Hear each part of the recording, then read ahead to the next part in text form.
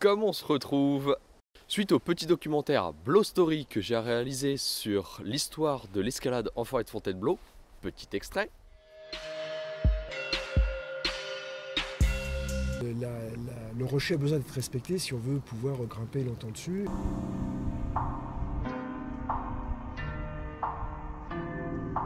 Tout est différent, c'est super beau aussi grâce à ça, puis toutes les saisons aussi. Donc tu peux vraiment y passer ta vie. Je souhaite rentrer plus en détail dans ce qui s'est passé dans les années 80, à savoir la scission de 3 styles de grimpe, la dalle, la traversée et les dévers. Et qui mieux que Philippe Le Denmat pour parler des dalles. Philippe Le Denmat, c'est un petit bonhomme passionné par la forêt et plus particulièrement par le cuvier. Il le connaît comme sa poche et a entre autres rédigé 3 topos. Bloc en stock, c'est un topo sur le bas cuvier et le cuvier rempart avec une partie historique de l'histoire de Blow qui a été édité en 93 par Jackie Godoff, Emmanuel Ratouy et Philippe Le Denmat. Les photos sont d'Alain Hoffman. Le topo Jardin secret, édité par Emmanuel Ratouy et Philippe Le Denmat en 97, propose plusieurs sites tranquilles disséminés dans la forêt. Les photos sont d'Alain Hoffman. Blow 100 ans d'escalade au rempart, édité en 2014 par Loïc et Philippe Le Denmat. C'est un topo axé uniquement sur le cuvier rempart et proposant un recensement exhaustif de tous les passages existants. Les photos sont d'Alain Hoffman, Stéphane Denis et Yvan Bourri. Ces topos sont toujours disponibles. S'ils vous intéressent, vous pouvez les demander directement à Philippe Le Denmat sur sa boîte mail que je vous mets en bas de la description. Philippe Le Denmat est surnommé Golden Feet, l'homme au pied d'or, tellement il est balèze en dalle. C'est lui qui a notamment ouvert la dalle Duel et puis également la dalle sûrement la plus dure de la forêt qui s'appelle donc Golden Feet, un 8A+, qui se trouve où? Au Cuvier, facile. Cette vidéo est un peu spéciale vu que les images n'ont pas été enregistrées en même temps que le son. Vous pouvez donc soit la regarder, soit l'entendre. Et cette intro est encore trop longue. Allez, c'est parti. Alors dans les dalles, moi ce qui me plaît justement, c'est que tu peux très bien ne pas avoir de moyens physiques. Sauf qu'il faut quand même des bons doigts. Hein. Je serais menteur si je disais qu'il ne faut pas de moyens physiques du tout. Mais avec les placements, avec de pied bien sûr, et pareil, la hargne des doigts parfois, vraiment tu passes sur des endroits qui sont très lisses quoi, et avec de l'équilibre, de la précarité, et ça j'adore, ça, je trouve que et ça fait moins sportif en plus, tu vois. Faire une dalle, pour moi, c'est moins du sport que de venir là pour montrer les gros muscles dans des surplombs. C'est pas que j'aime pas ça, les surplombs, hein, j'aime ça aussi. Hein. Mais la dalle, c'est bien dans la mesure où ça fait un petit peu underground pour Blow. Tu vois, c'est quelque chose qui garde un esprit de la pratique de Blow.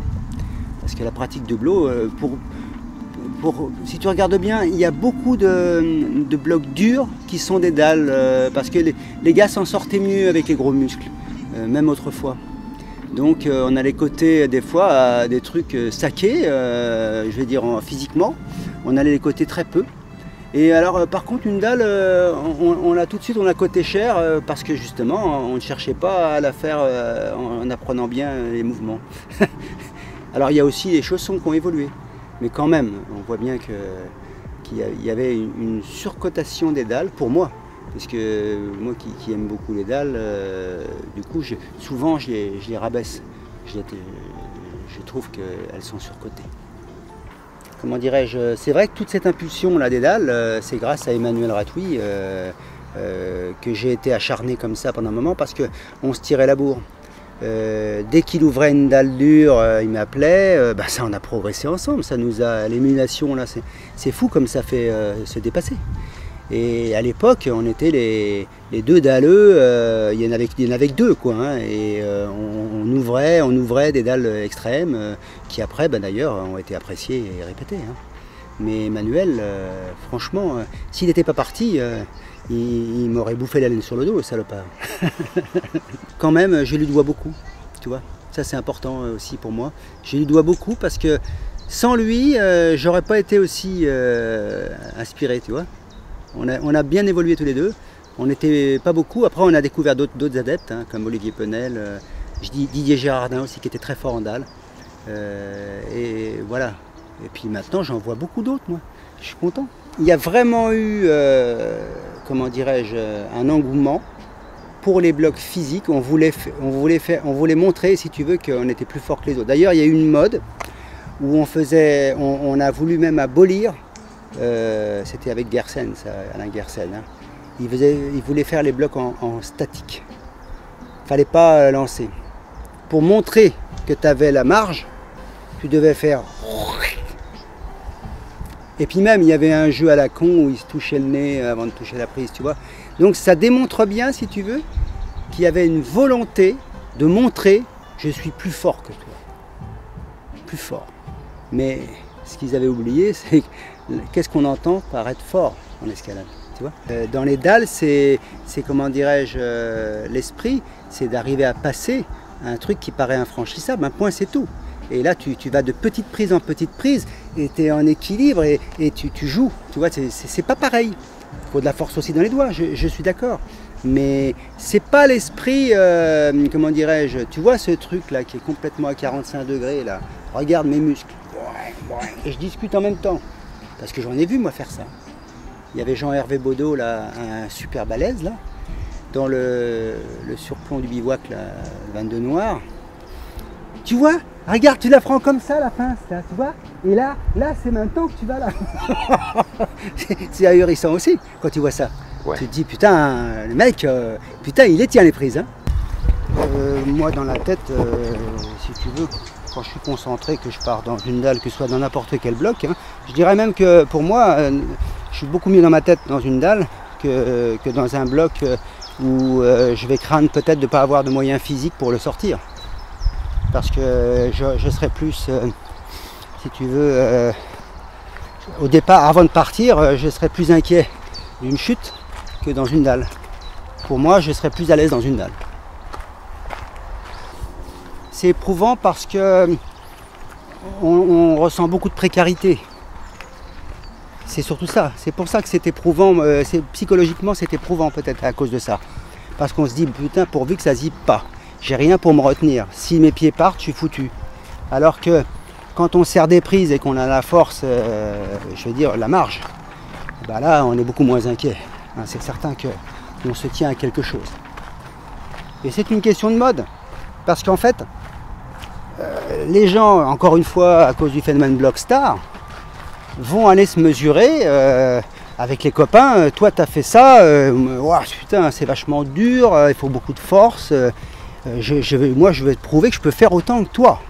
C'est une question aussi d'égo, ça, hein, de concurrence, comment dirais-je, de défi entre les mâles. Hein. Alors que moi, j'en ai rien à foutre en fait de ça. Peut-être qu'il y a un moment dans ma vie, si, quand j'étais jeune, j'étais un peu comme ça aussi, mais bon, j'ai vraiment abandonné ça. Et je préfère les bizarreries inclassables où il faut jouer de l'astuce. C'est un petit peu comme au cirque, quoi. En fait, je fais mon numéro, quoi. Ça m'amuse. À l'époque où on a fait avec Emmanuel Ratouille, Jackie Godoff et moi, on avait fait le topo bloc en stock. Et là, on a fait un bilan. On s'apercevait que les gens faisaient de plus en plus de porte-à-porte. Hein, ils abandonnaient les circuits. Et là, c'était vraiment significatif. Et puis, ils se spécialisaient. C'est-à-dire que certains allaient sur les dévers, enfin dans les dévers, on va dire plutôt. Et d'autres avaient des styles plutôt de traversée. Tu vois, pour citer 3 grands groupes, on va dire plutôt 2 grands groupes et un groupe beaucoup plus restreint d'adeptes des choses fines. On va dire ce que je disais tout à l'heure, les trucs inclassables un peu, les rochers, où on fait jouer beaucoup plus la technique que le physique. Donc les piliers, les dalles, les murs à gratons, ça intéressait quand même un petit groupe de personnes. Mais ça ne nous empêchait pas de rester quand même polyvalent. La polyvalence, c'est vrai que chez les anciens, on était beaucoup plus là. Et effectivement, dans les années 80, là, il y a eu cette séparation où vraiment, je pense que certains grimpeurs ont privilégié l'escalade physique et qui demande de la force. Technique aussi, bien sûr, engagement, force. Mais force surtout, parce que, comment dirais-je, c'est quand même l'escalade, c'est un petit peu le reflet de quelqu'un qui a beaucoup de force et de mental, quoi. C'est peut-être l'image que les gens voulaient se donner. Hein, voilà. Alors que pour moi, on peut très bien être fort techniquement, fort mentalement, sans être forcément avec des gros muscles au bras. pour moi. Hein. Mais attention, la dalle m'a donné des atouts pour les surplombs par la suite. Parce que moi, comme j'ai fait très rapidement des blocs très durs en dalle, et ben mine de rien, mes doigts me musclaient les bras quand même progressivement. Et quand je suis revenu dans les surplombs, mine de rien, j'ai quand même ouvert des surbacs aussi. Hein. Donc, et des durs. Bon, donc, résultat des courses, si tu as un obstacle, eh ben, prends une déviation et reviens après, tu verras que tu as le même chemin que les autres.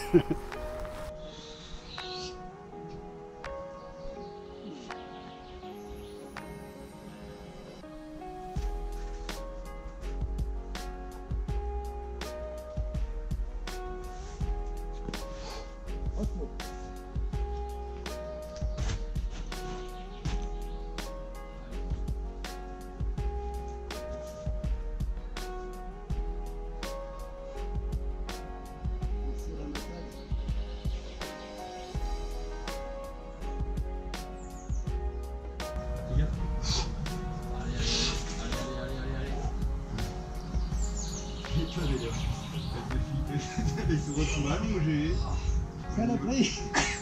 Je vous dis, plus je perds des centimètres, plus ce sera dur. Ah non, cette dalle-là, en fait, c'est un jour, Jean-Michel Gosselin, c'était un gars qui était au Club Alpin Français, là, au CAF. Et donc, il avait remarqué que j'étais pas mal en dalle, quoi. Donc il me dit, viens voir, etc. Tu devrais essayer là. Moi j'ai fait des essais, ça monte, ça peut faire. Et puis donc c'est comme ça que je me suis attaqué à cette dalle très très fine, hein, donc avec des grattes inexistants, à ongles, à pulpe. Vraiment, en plus elle est très très pure cette dalle. Bon, elle est éliminante, c'est le côté un peu chiant. Mais si tu la fais vraiment dans l'axe défini, avec la convention, c'est vraiment super parce que c'est pas des gratons pour les pieds, ce ne sont que des frictions pour les pieds. Et donc là, tu dois tenir par la friction de la gomme. Et par contre, les mains, bon, tu as par contre des grattes à ongles ou à pulpe. Mais vraiment, c'est toujours au bord de la crise de nerfs là-dedans parce qu'il y a toujours un membre qui lâche, quoi. Donc en fait, moi j'ai eu la chance d'avoir un hiver très froid. Et je me rappelle même des fois, avant d'aller au boulot, je me levais 1 heure plus tôt et j'allais taper quelques essais dedans, etc. Par des -5, hein. Il faisait très froid. Et j'ai fini par l'avoir au bout de 2 mois.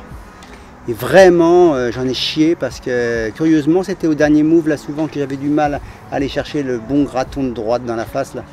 Et puis un jour, ça a fait, là, j'étais vraiment super content, quoi. Je me rappelle même que un jour, je faisais une séance qui était fatigante là-dedans parce qu'à chaque fois, j'échouais au milieu. J'avais pas fait la Super Presta encore, je l'avais jamais faite. Et je sais plus à quelle occasion, quelqu'un me dit, tiens, la Super Presta, il faudrait que tu essayes, tout ça. Et je vais dans la Super Presta, je l'ai fait au premier essai. Wow. J'ai dit là, il y a un écart dans la difficulté. Ça se confirmera peut-être, mais il y a un écart. Quand je l'ai faite, c'est sûr que là, c'était incontestablement pour moi au moins 8 ans. Et aujourd'hui, bon, ceux qui l'ont faite dans les règles de l'art vraiment disent que c'est bien plus dur que duel, quoi. C'est le 8 à sup au moins, c'est bien confirmé. Bah, la beauté d'une ligne, d'abord, bon, il y a plusieurs paramètres, plusieurs critères plutôt. Déjà, le rocher est beau.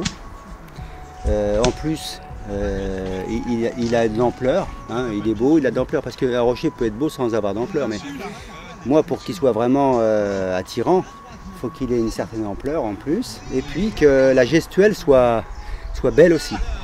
C'est-à-dire que là, tu te fais plaisir parce que le mouvement, c'est pas des mouvements moches en soi. C'est-à-dire que bon, quand c'est sauter sur un truc, crispé, à rate quelque chose qui gêne, c'est moins, si tu veux, ça enlève de la beauté. Hein, la beauté, c'est comme disaient des potes, là, c'est une ligne pure. Une ligne pure.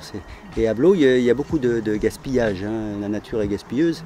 Et donc, sur tous les rochers de Blot, c'est la pièce rare, quoi, un petit peu. Hein. Sur un massif, tu vois, il y a énormément de rochers, mais si tu veux trouver vraiment quelque chose qui est évident à regarder et à imaginer grimper, c'est quelque chose, tu vois, qui te donne envie, hein, déjà, l'appétit. Et pour les anciens, c'est une chaîne. Hein. C'est comment dirais-je, pour Maurice Martin, qui était le gars qui a fait les premiers topos sur les massifs de Fontainebleau, c'était Cuvier Rempart. Hein. Le Cuvier, c'est la chaîne. Hein. Donc, tu vois, même maintenant, on a mis le Cuvier Merveille, tout ça, c'est le Cuvier. Et ça fait 2 km la chaîne.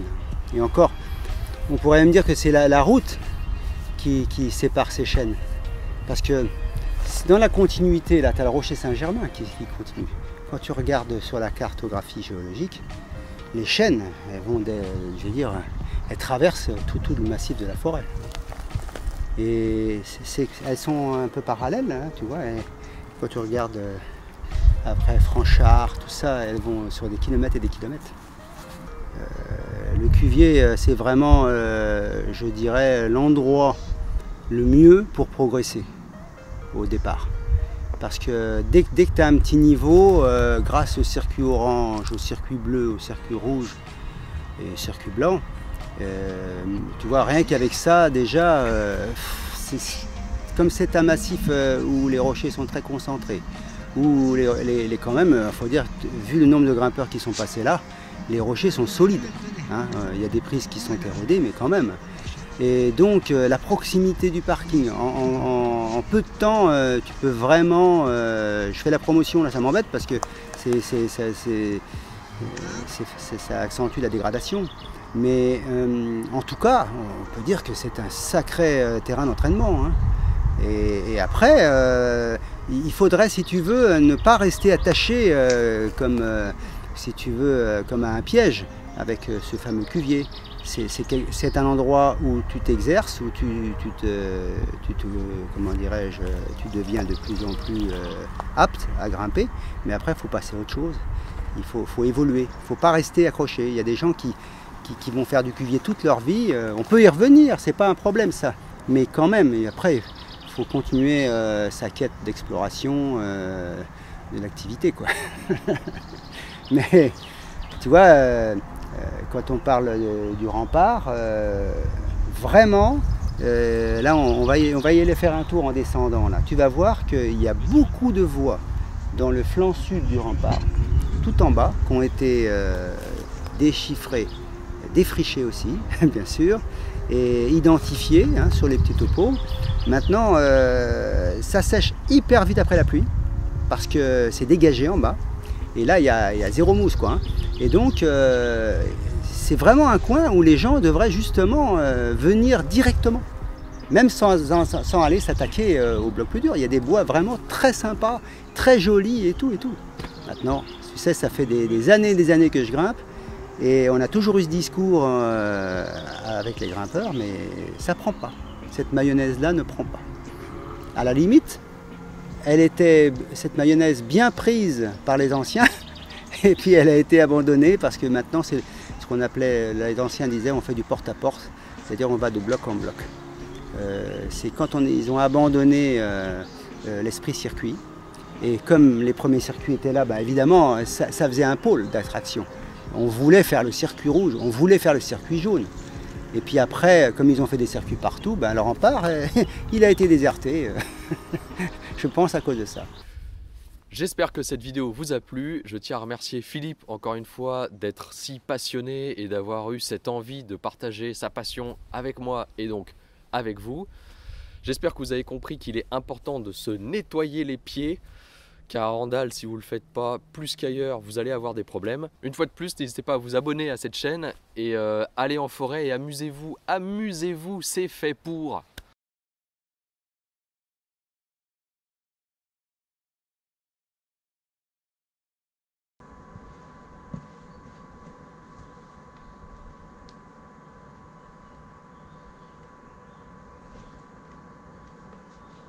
Oui, allez, allez.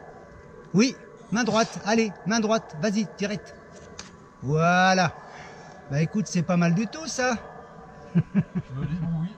Ah, non, j'y croyais pas du tout. Bah tu sais, la preuve que tu vois que tu sais te servir de tes pieds quand même. Par contre, je vais où? Ah bah là tu sors dans le bleu à droite. Hein. Tu vois, regarde. Mets un pied dans l'oblique là. Le pied droit dans l'oblique. Voilà. Prends une main gauche. Hop. Et puis là tu vas croiser la main droite au-dessus. Voilà. Maintenant tu as un graton à ton genou droit là. Ouais. Voilà. Et c'est fini. Bravo monsieur Joris.